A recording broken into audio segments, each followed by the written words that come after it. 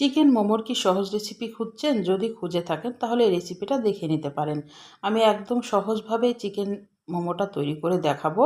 আর ভাপ দেওয়ার ঝামেলা ছাড়াই এই চিকেন মোমোটা তৈরি করে দেখাবো। আর এতটাই সহজ, আর এটা কিন্তু আমি আটা দিয়ে তৈরি করে দেখাবো। আপনারা দেখতে থাকুন আমি কিভাবে এই চিকেন মোমোটা সহজভাবে তৈরি করে দেখাচ্ছি। একদম নরম সফট তুলতুলে হবে, খেতে অসম্ভব মজা। আসসালামু আলাইকুম। হ্যালো বন্ধুরা, আপনারা কেমন আছেন? আশা করি আপনারা ভালো আছেন। আমি আলহামদুলিল্লাহ ভালো আছি। আমার শখের কিচেনে আপনাদের সবাইকে স্বাগতম। প্রতিদিনের মতো আবার একটি রেসিপি নিয়ে এসেছি, চিকেন মোমো। আমি এখানে এক বাটি আটা নিয়ে নিলাম আর অল্প একটু লবণ দিয়ে দিয়েছি। এটা এটা আমি সাদা আটাটা নিয়েছি। লবণটা দিয়ে ভালোভাবে একটু মিশিয়ে নিতে হবে। তারপরে নর্মালি ঠান্ডা পানি দিয়ে এখন ডোটাকে তৈরি করে নিতে হবে। আমরা যেভাবে রুটির খামিরটা করি সেভাবে তৈরি করে নিতে হবে। পানিটা একটু অল্প অল্প করে দিয়ে রুটির খামিরটাকে তৈরি করে নিতে হবে।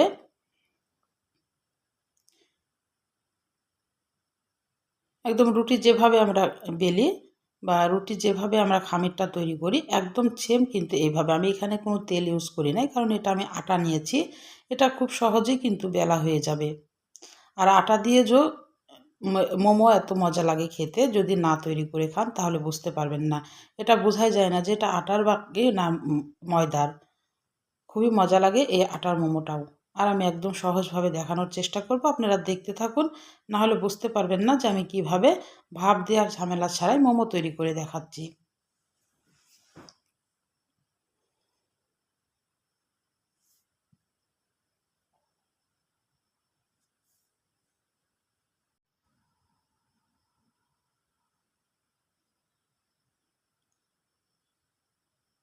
আটাটাকে ভালোভাবে একটু ঠেসে ঠেসে মেখে নিতে হবে। আমার মাখা হয়ে গেছে, একদম মসৃণ করে মেখে নিতে হবে।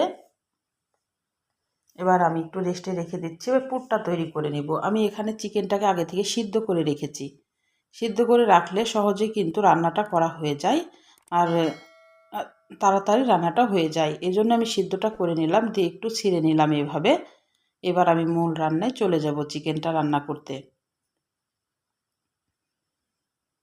কড়াইয়ে পরিমাণ মতো তেল দিয়ে দিলাম, পেঁয়াজ কুচি দিয়ে দিলাম,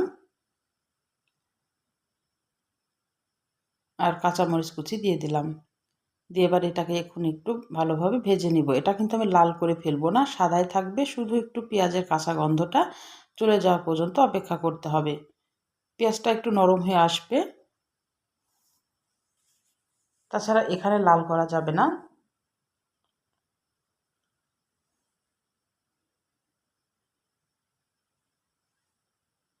আর যেহেতু আমি এখানে পানি অ্যাড করব না, এই জন্যেই কিন্তু আমি চিকেনটাকে সিদ্ধ করে নিয়েছি। আপনারা চিকেনটা সিদ্ধ করেই নেবেন, তাহলে কিন্তু বেশি ভালো হবে। আমি তেলের সাথে শুধু চিকেনটাকে একটু ভাজা ভাজা করে নেব। আমি এখানে পানি অ্যাড করব না। আর যদি কাঁচা চিকেন দেওয়া যাইতো তাহলে কিন্তু পানি অ্যাড করতে হতো। সেজন্যে আমি চিকেনটাকে সিদ্ধ করে নিয়েছি। অল্প একটু লবণ দিয়ে দিলাম। লবণটা পরিমাণ মতো, স্বাদ মতো দিতে হবে। এখানে জিরা বাটা দিলাম হাফ টেবিল চামচ মতো, আদা রসুন বাটা হাফ টেবিল চামচ মতো, খুবই সামান্য করে দিয়েছি।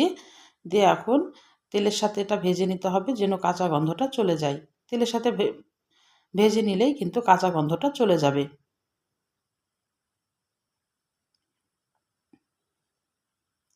যখন কাঁচা গন্ধটা চলে যাবে তখন চিকেনটা দিয়ে দিতে হবে।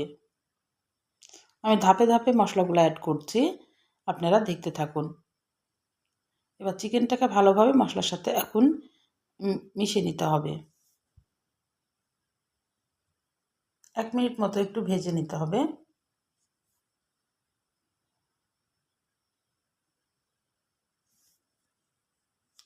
তারপরে 1 টেবিল চামচ মতো সয়া সস দিয়ে দিলাম, আর 1 টেবিল চামচ মতো গরম মশলার গুঁড়া দিয়ে দিলাম।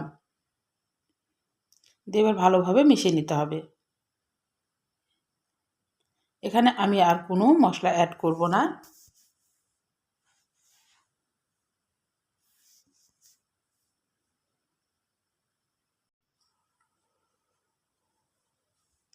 এখন চিকেনটাকে একটু ভাজা ভাজা হয়ে গেলে এটাকে কিন্তু নেমে নিতে হবে।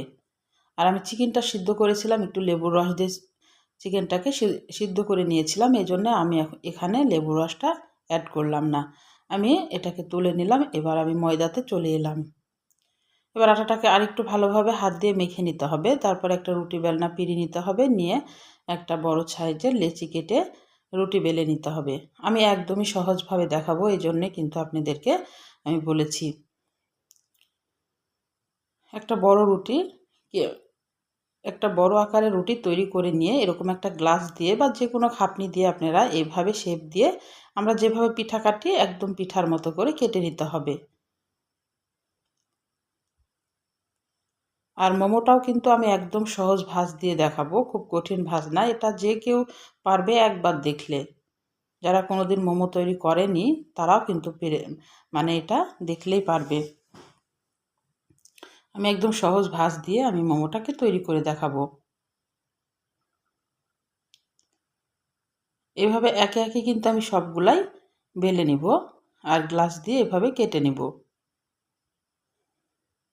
এবার একটা লেচি নিয়ে এইভাবে রুটির উপরে আমি এখন চিকেনটাকে দিয়ে দিব। দিয়ে আমরা যেভাবে পুলি পিঠা করি সেভাবে সেম মুখটাকে সিল করে দিব। আপনার হাতের দিকে লক্ষ্য করুন, তাহলে বুঝতে পারবেন। পুলি পিঠার মতো করে আগে তৈরি করতে হবে। তারপরে দুই পাড়ের কোণা নিয়ে এসে এক পাড়ে এভাবে জয়েন্ট করে দিতে হবে। তাহলে কিন্তু একটা মোমোর শেপ হয়ে গেল। আমি এইভাবে একে একে সবগুলাই তৈরি করে নিব। আর আমার রান্নার যদি কোনো অংশ আপনাদের ভালো লাগে প্লিজ আমার চ্যানেলটাকে সাবস্ক্রাইবার করে দিন, একটা লাইক দিয়ে রান্নাটা দেখা শুরু করেন, ছোট্ট একটা কমেন্ট করে জানান আমার রান্নাগুলো কেমন লাগে। পাশে থাকা বেল আইকনটা প্রেস করে দিন, আমি যখনই এরকম নতুন রেসিপি আপনাদের মাঝে হাজির করব আপনাদের কাছে যেন আগে ভিডিওটা চলে যায়। আপনাদের একটা লাইক একটা কমেন্ট কিন্তু আমাকে অনেক উৎসাহ করে। আর বেশি করে বন্ধুদের মাঝে একটু শেয়ার করে দিন আমার ভিডিওটা যদি আপনাদের ভালো লাগে। আমি এইভাবে একে একে সবগুলাই তৈরি করে নেব। আগে পুরো পিঠার মতো করে পিঠাটা তৈরি করে নেব, তারপরে দুই কোণা নিয়ে এসে এইভাবে অ্যাডজাস্ট করে দিলেই কিন্তু একটা মোমোর শেপ হয়ে যাবে। দেখেন কতটা সহজ, যে কেউ কিন্তু পারবে। আমার সবগুলো বানানো হয়ে গেছে। আমি এবার কড়াই দিয়ে দিয়েছি। কড়াইয়ে আমি পরিমাণ মতো অল্প একটু পানি দিয়েছি যেন মোমোটা একটু হালকা ডুবে থাকে। দিয়ে 1 টেবিল চামচ মতো তেল দিয়ে দিলাম। দিয়ে পানিটা যখন ফুটে আসবে তখন আমি মোমোগুলো দিয়ে দিব। আমি এটা পানিতে সিদ্ধ করে নিব। আমি সেজন্যে বললাম যে ভাপ দেওয়ার ঝামেলা ছাড়াই কিন্তু আমি মোমোটা তৈরি করে দেখাবো।